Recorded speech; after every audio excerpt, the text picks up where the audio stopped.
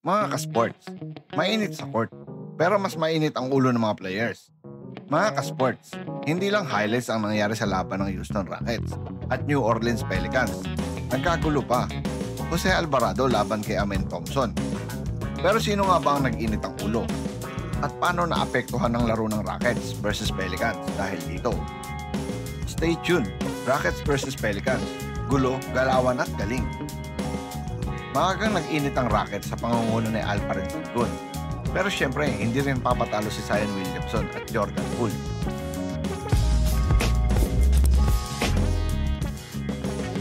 Alperen Sengun, magandang dimes kay Jabari Smith sa loob. Easy 2 points.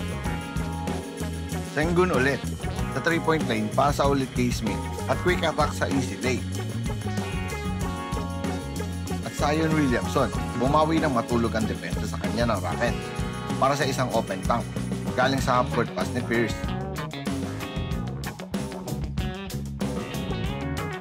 Zion, naghahalimaw, di mapigilan kahit madaming depensa sa kanya, ay nagagawan pa din ng paraan at nakakuha pa ng magandang steal para sa easy transition play.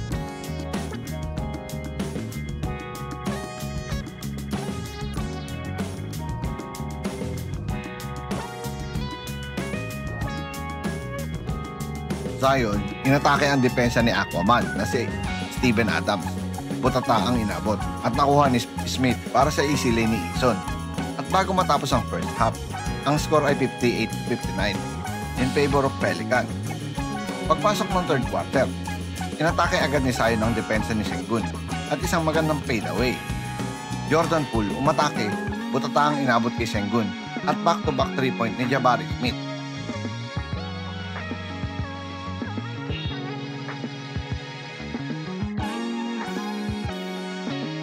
Zion ulit, inatake ang depensa ni Thompson at Adams.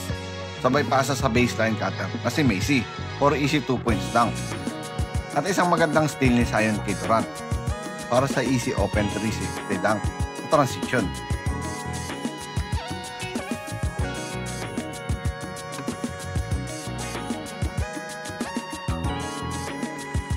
At pagpasok ng fourth quarter, ang lakas ng rookie ng Pelicans na si Pierce. Isa siya sa bumubuhat ng opensa ng Pelicans. At Josh Okogie, isang magandang pick and roll kay Clint Capela for easy dunks.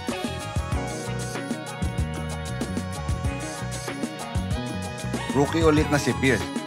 Isang napakalayong 3-point shot para bumaba sa 8 points ang hinahabol ng Pelicans. At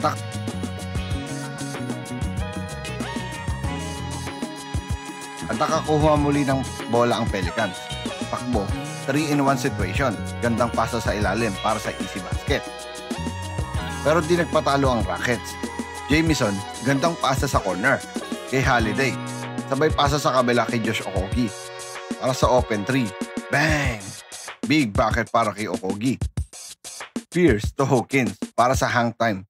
Double pump, sabay floater kontra kay Capela. Basket! Bawi naman sa kabila si Josh Okogie ng isang quick layup kontra kay Pierce. Pierce sizing up Okogie. Sabay bitaw sa 3-point line. Grabe itong rookie ng Pelicans, walang takot. Pierce drive kontra kay Capela. Butata, pero nakuha pa din ng Pelicans ang bola. At napal si Dickinson sa last 21 seconds. 2 free throw made. Tied at 128. Holiday may hawak ng bola kontra Alvarado. Drive sabay floater. Easy 2 points. Lamang ng 2 points ang Rockets. 1.8 seconds. Pinasa kay Pierce.